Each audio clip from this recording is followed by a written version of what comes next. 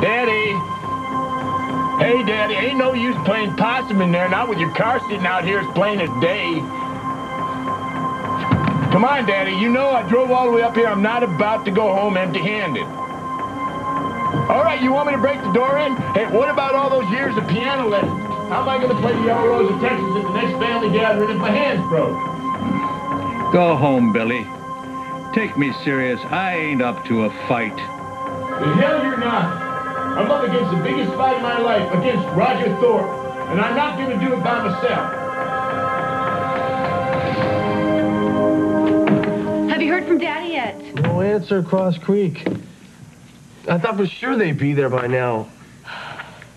Of course, maybe if HB wasn't there, he's come and gone already. No, Granddaddy has got to be there. It seems to be the place we all end up when things get really bad. Well, things are really bad, that's for sure, but that's almost got lynched at the board meeting. Are people really getting that hysterical about something that happened that long ago? I mean, Lewis Oil has been profiting ever since. Do they think it's just going to stop cold because of some bad press? I mean, people don't want to think of the founder of their company doing jail time, whether it was 40 years ago or last week. How can somebody who's putting everything she has into a fashion show next week not know how important image is? I just can't believe someone that could be so vicious. Not only to dig up this kind of information, but then to give it to Roger Thorpe so that he could turn it around and throw it at Granddaddy on what was supposed to be the proudest day of his life. Who would do that? Somebody who wormed his way in nice and tight while nobody was looking. Wanda, have you heard from Hart Jessup yet?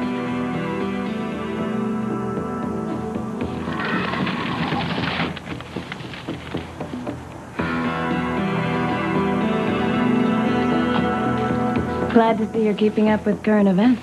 Mine's a terrible thing to waste. Yes, it's me. I'm here. I would have come sooner, but since you didn't call to tell me that you were back, I just assumed it was your subtle way of saying drop dead. No. I'm just waiting for the book to come out, Blake. The rules of etiquette for the dysfunctional family.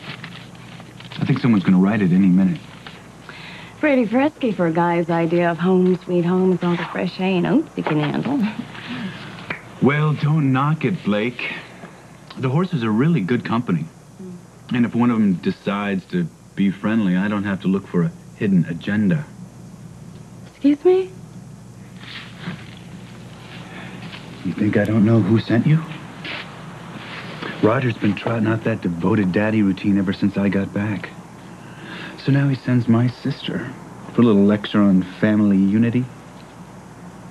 Why don't you tell him to stuff it? After what he did to HB last night, I don't want to hear another word from him as long as I live.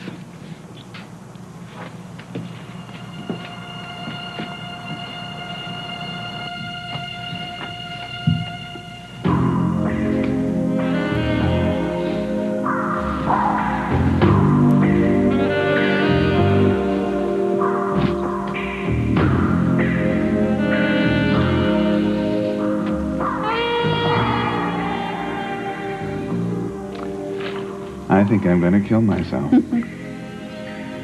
just yet. I have so many plans for Jenna, I can't. I got too much work to do. HB Lewis?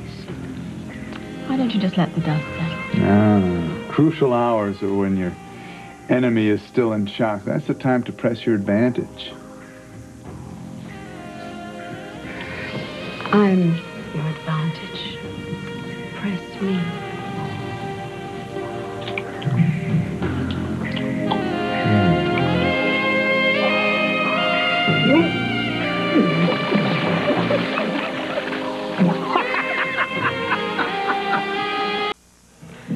You know what this reminds me of?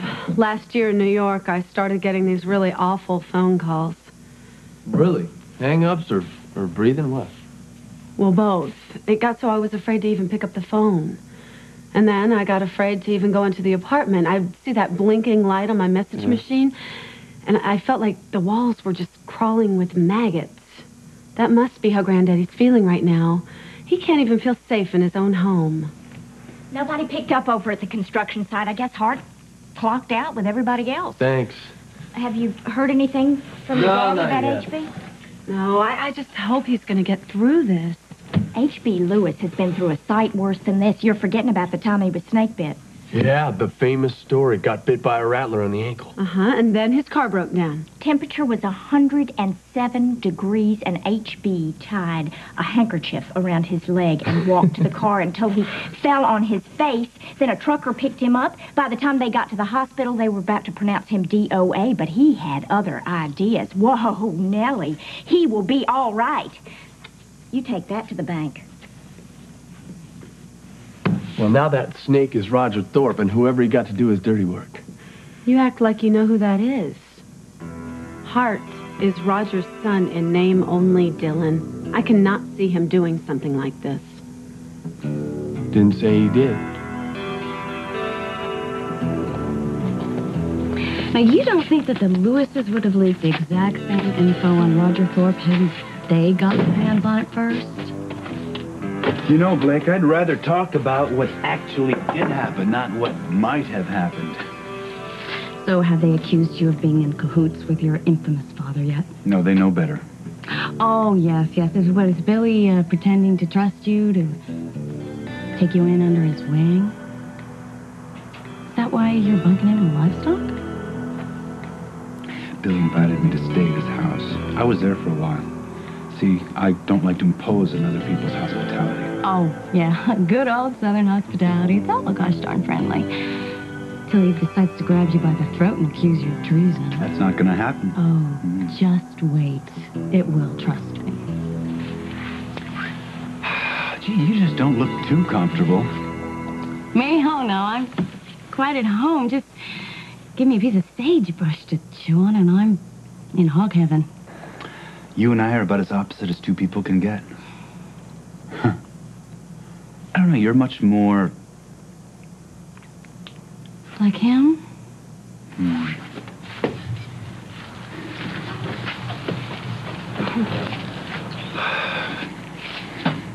You're wrong, you know. Very different. But I also don't take that as a sign from God to despise my own father. Oh. You'd rather be blind. No, I'd rather be fair. Oh. When Roger's right, he's right. And when he's wrong, I yell at him. Yell at him? Wow. You must have a hell of a case of laryngitis by now. Nobody ever said it was going to be easy being Roger Thorpe's child, but unconditional love's kind of hard to come by in this world. I don't know if you've noticed. Blake, is that really what you think you get from him? Unconditional love? Well, maybe not as much as he's willing to bestow on his own son. Well, I don't want anything that he calls love, thank you. And nothing in this world is unconditional. Well, why don't you remember that when you put all your hard-earned faith into Billy Lewis? All right, Daddy, the fate of this door is in your hands. 1, 2... It's open. Oh, Daddy, what'd you do having me yelling my lungs off out there? I thought maybe you'd get tired and go home like I asked you. That's not what you want. You don't know what I want. No, Daddy, but I know what I want. I want you to give up this fool sitting here. I want you to get over it. Come on home. Nobody cares about what happened 40 years ago. We don't care diddly. We don't get one little... Daddy, you haven't been trying to cook in here, have you? What are you talking about? Well, Daddy, it smells like something died in here. Something did. Oh, Daddy, come on. It's going to take more than one night to ruin your reputation. Reputation, hell. I mean, some animal, something. A fox probably got stuck in the chimney, as near as I can tell. Well, why didn't you call Otis? You could have gotten rid of it. Well, I tried. I can't seem to reach him. Well, you've been sitting in here like this, Daddy? How come you couldn't even open up a window? It's sad. It didn't seem that bad. Oh, did you not let that? Hey, my eyes are watering. I can hardly stand it.